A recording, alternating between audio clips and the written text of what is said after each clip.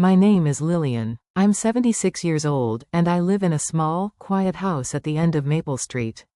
Most days, the only sound I hear is the ticking of my living room clock, and the soft creak of the old wooden floor when I walk.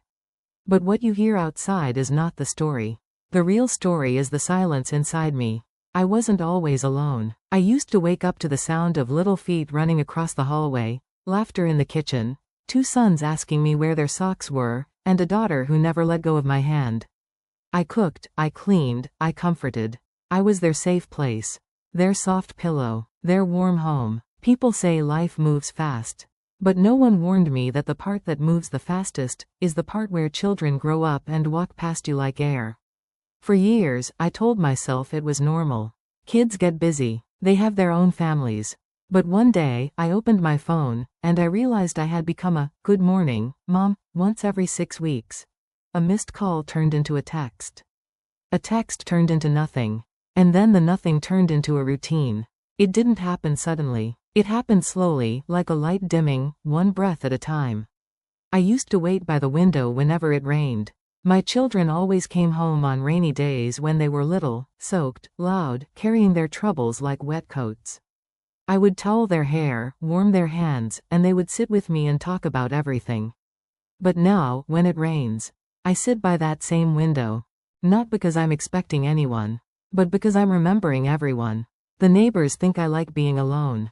They see me watering my plants, smiling gently, waving at the mailman.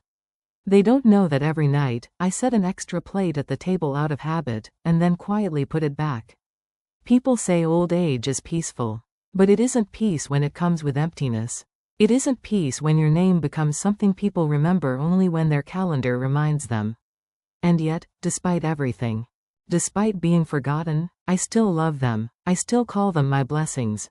Because once upon a time, they were the reason I woke up with purpose. This is the story of how a mother stays a mother, even when no one is looking. My story truly begins long before the silence. Long before the quiet mornings and the lonely cups of tea. It begins in a small, warm home filled with noise, barefoot children, and the kind of chaos only a mother can love.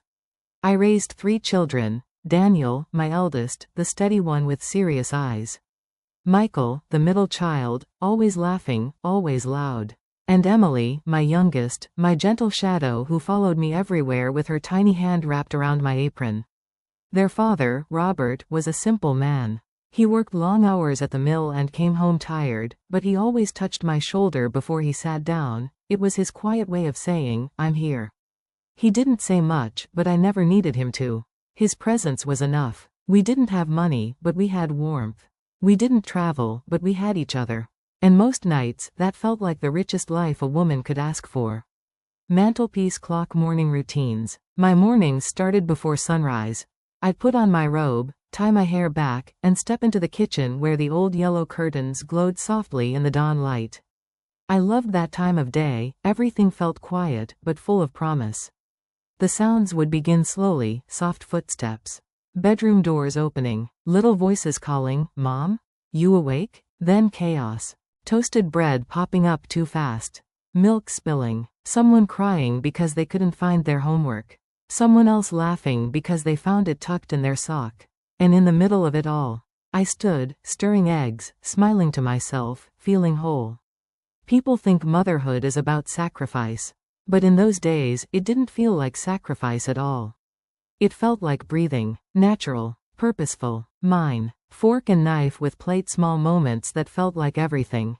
When the kids were little, they used to leave fingerprints on every surface of the house.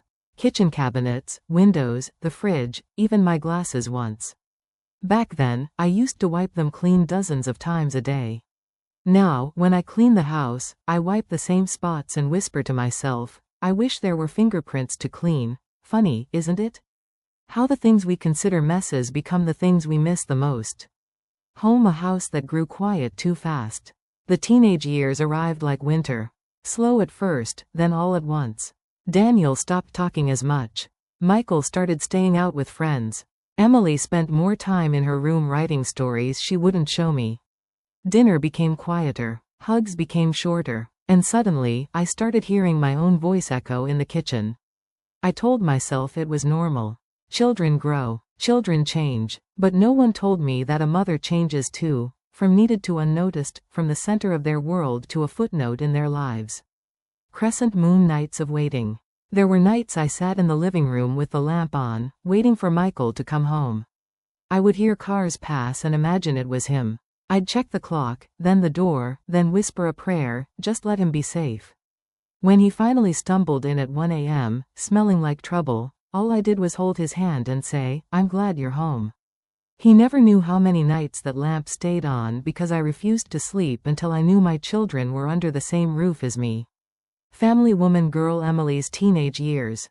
Emily was different. Soft-spoken, tender, always seeking comfort in silence.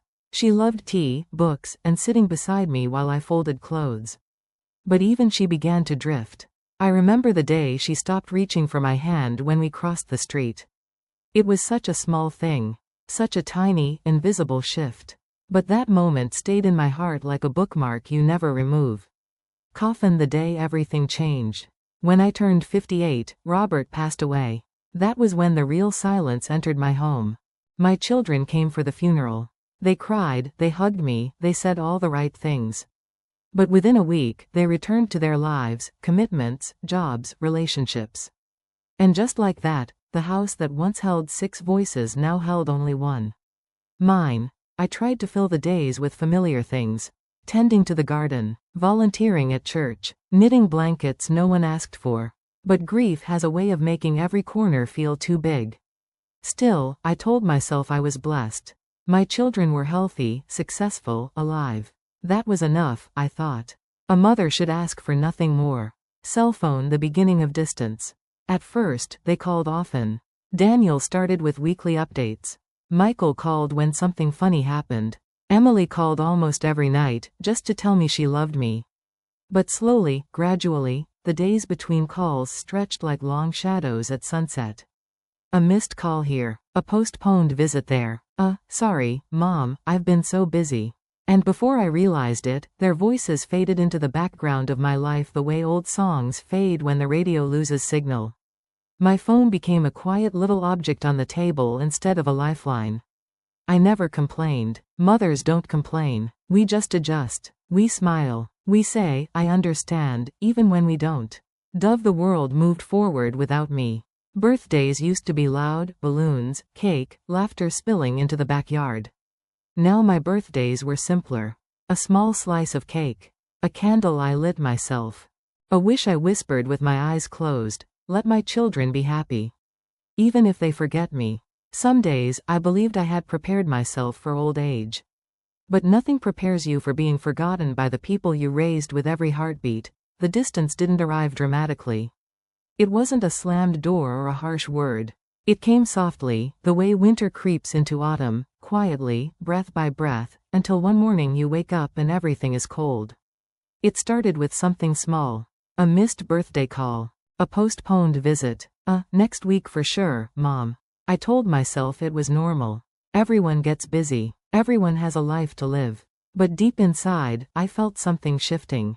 Like the universe was slowly moving my children to a place where I could no longer reach them. A visit that never happened.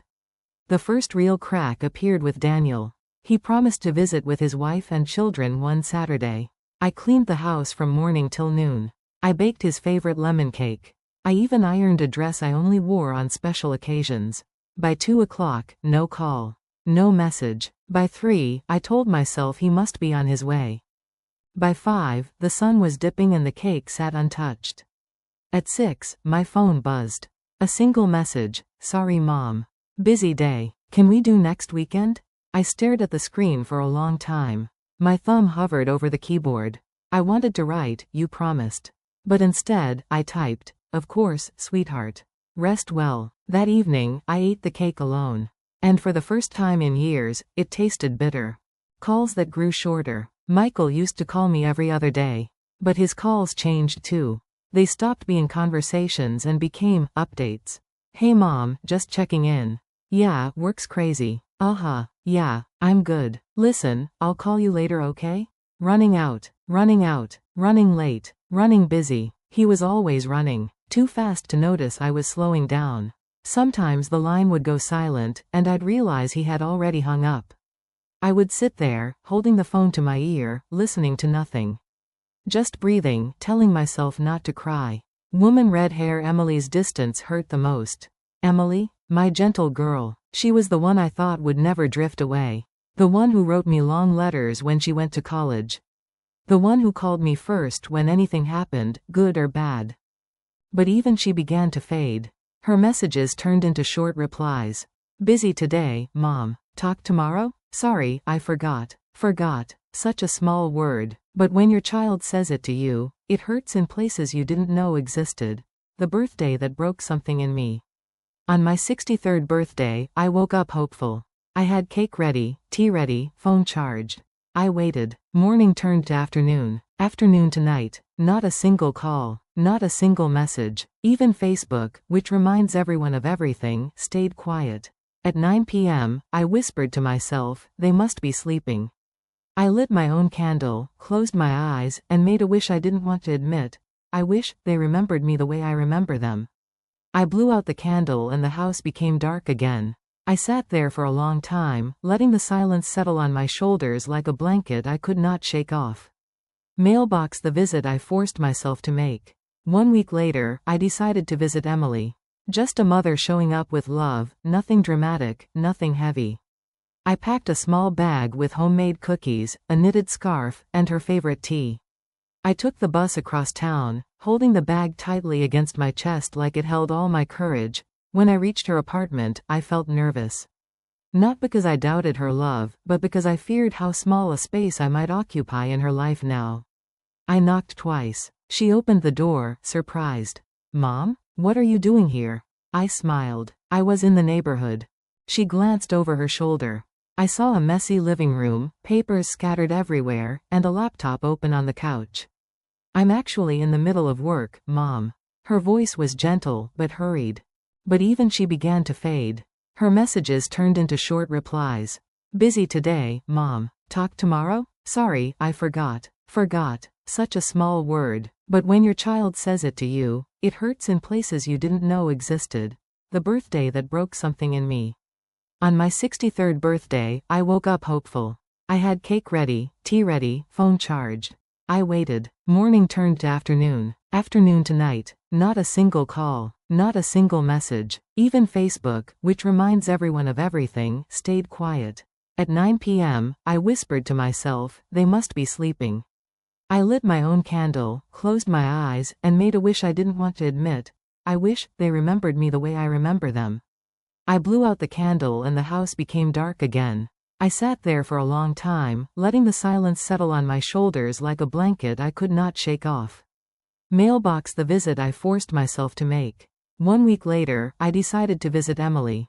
Just a mother showing up with love, nothing dramatic, nothing heavy.